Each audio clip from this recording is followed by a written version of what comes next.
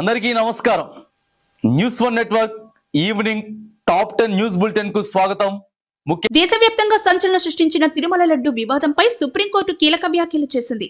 పూర్తి ఆధారాలు లేకుండా మీడియా ముందుకు ఎందుకు వెళ్లారు అంటూ ప్రభుత్వాన్ని ప్రశ్నించింది. టెస్ట్ శాంపిల్ పై రెండవ ఒపీనియన్ తీసుకున్నారా అని ప్రశ్నించింది.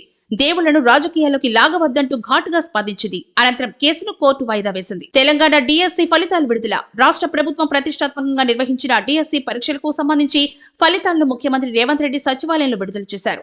గత మార్చి 1వ తేదీన 11,062 పోస్టులతో మెగా డిఎస్సిని ప్రభుత్వం విడుదల చేసింది. కేవలం 65 రోజుల్లోనే పరీక్షలు నిర్వహించి ఫలితాలు విడుదల చేశామని, మరో 10 రోజుల్లో నియామక పత్రాలు సైతం అందజేస్తామని రేవంత్ రెడ్డి స్పష్టం చేశారు. హైడ్రా కమిషనర్ పై హైకోర్టు ఆగ్రహం. హైడ్రా వ్యవహారం వివాదాస్పదమవుతున్న నేపథ్యంలో హైడ్రా కమిషనర్ రంగనాథ్ను కోర్టుకు హాజరు కావాల్సిందిగా ఆదేశాలు జారీ చేసిన నేపథ్యంలో ఆయన వర్చువల్ గా కోర్టుకు హాజరయ్యారు. అమీన్పూర్ లో హైకోర్టు స్టే ఉన్నప్పటికీ నిర్మాణాలు ఎలా కూర్చుతారంటూ కమిషనర్ ను కోర్టు ప్రశ్నించింది. నిబంధనలు అతిక్రమిస్తే చర్యలు తప్పవని కోర్టు హెచ్చరించింది. తెలంగాణ భవన్ వద్ద తీవ్ర ఉద్రిక్తత. హైడ్రాపై బీఆర్ఎస్ చేస్తున్న దుష్ప్రచారంతో పాటు మంత్రి కొండా సురేఖపై బీఆర్ఎస్ శ్రేణులు సోషల్ మీడియా వేదికగా చేస్తున్న అసభ్యకర పోస్టులకు నిరసనగా కాంగ్రెస్ కార్యకర్తలు తెలంగాణ భవన్ వద్ద ఆందోళన నిర్వహించారు. దీంతో రెండు పార్టీల కార్యకర్తల మధ్య వాగ్వాదం చోటు చేసుకుంది.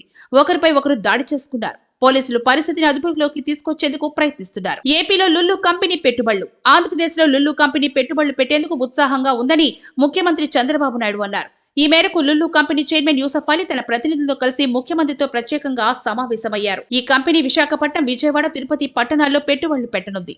దీంతో పాటు ఫుడ్ ప్రాసెసింగ్ యూనిట్లను ఏర్పాటు చేస్తుందని చంద్రబాబు స్పష్టం చేశారు. హైడ్రాతో పేదల బతుకులు అంధకారం. హైడ్రా పేరుతో కాంగ్రెస్ ప్రభుత్వం పేదల బతుకులతో ఆడుకుంటుందని బీఆర్ఎస్ వర్కింగ్ ప్రెసిడెంట్ కేటీఆర్ విమర్శించారు.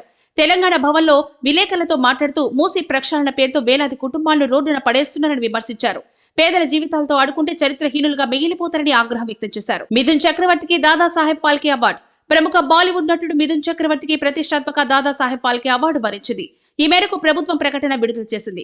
1976లో సినీ రంగంలోకి ప్రవేశించిన మిథున్ తన డాన్సులతో ఎంతో మందిని అలరించారు.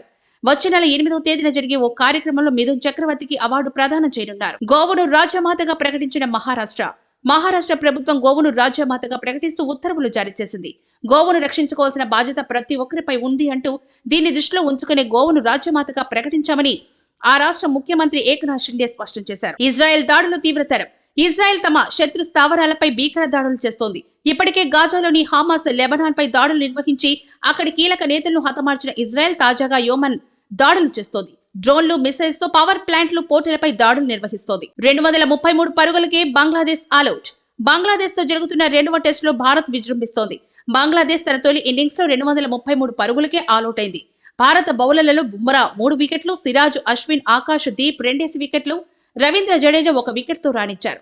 భారత్ తన తొలి ఇన్నింగ్స్ లో 26 ఓవర్లలో 4 వికెట్లను నష్టానికి 219 పరుగులు చేసింది. తదుపరి తాజా వార్తల కోసం చూస్తూనే ఉండండి న్యూస్ వన్ నెట్వర్క్.